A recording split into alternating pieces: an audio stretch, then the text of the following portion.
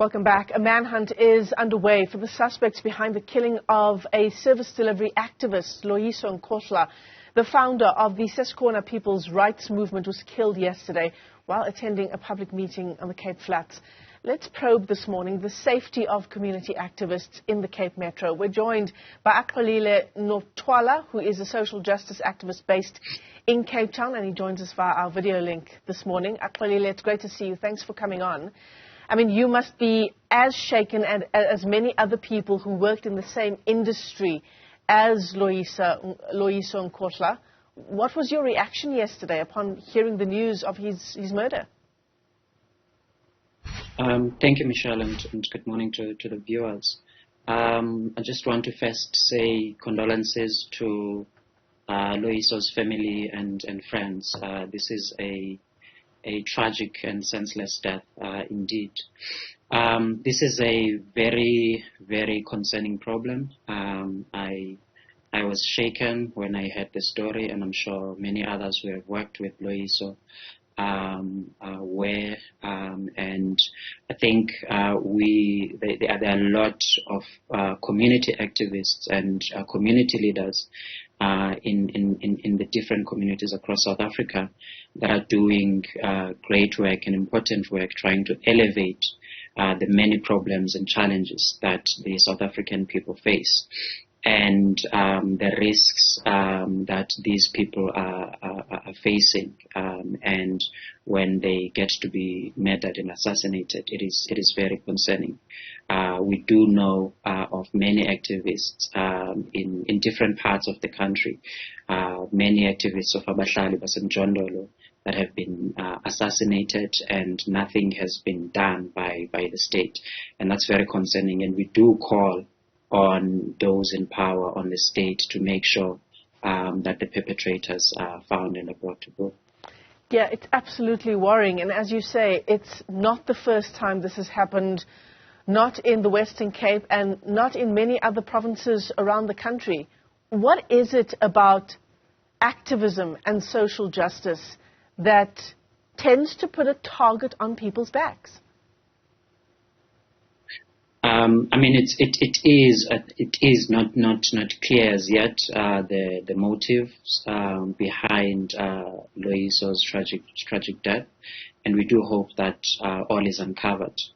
But I think that a lot of community activists that uncover the dodginess, the corruption, and all the bad things that some politicians do, get to face this risk when they elevate such things. And we do need whistleblowers and people to come out and say these things.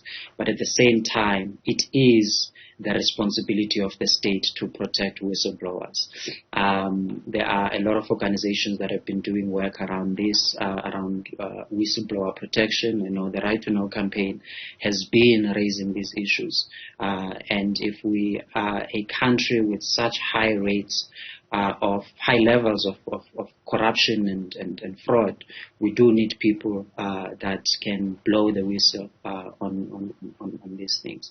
But I also think we have, as a society, a violent crime and guns problem. The guns on the streets in South Africa, that's a huge challenge. That again, many other people and many organizations such as Gun Free SA have been raising with the government and with the state, and nothing has been done.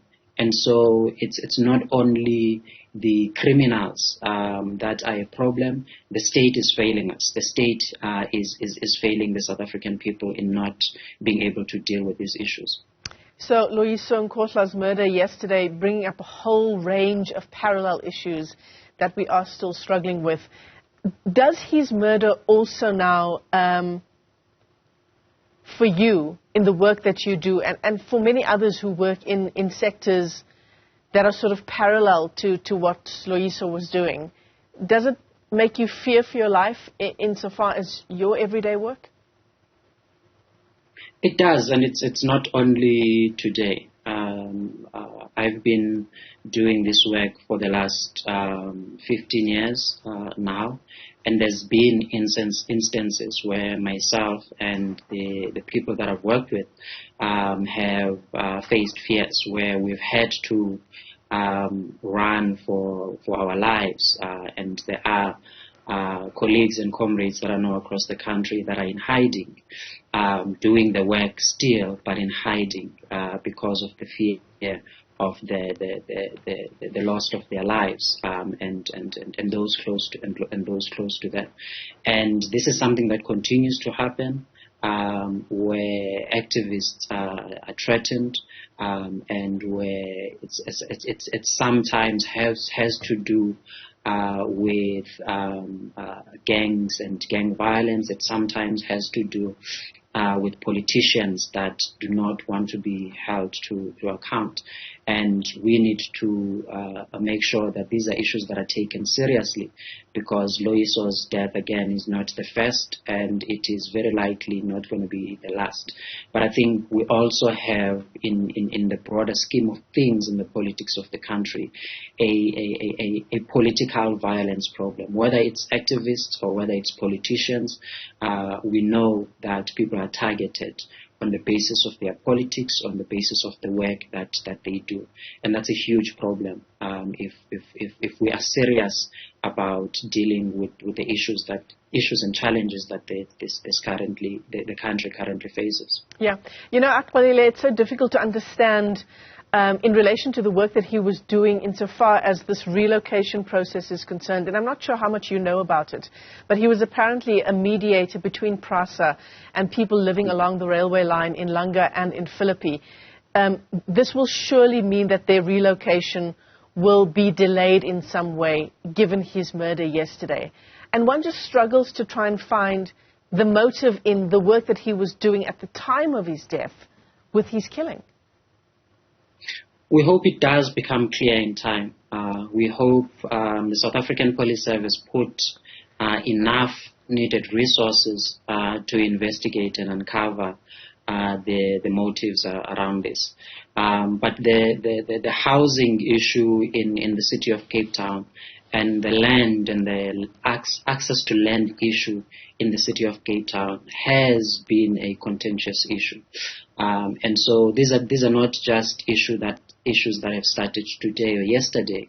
The fact that people had to occupy that land, it was because they were being failed in terms of housing provision. It was because they were being failed in terms of being able to have access to habitable land, land in which they can live on, and land in which they can grow food on. And so there are much bigger issues that we need to sort of take serious note of and be able to deal with, because it did not have to get to this, had all those underlying and systemic issues that we know in relation to land and housing within the city of Cape Town had been dealt with. Yeah, absolutely. Certainly not the end of this story as we continue to track the murder of Loyiso Nkohla, who was gunned down in Cape Town yesterday, the social justice activist, while he was working in the area of Philippi. Axolile Notywala, let me thank you for your time this morning. He is also a social justice activist.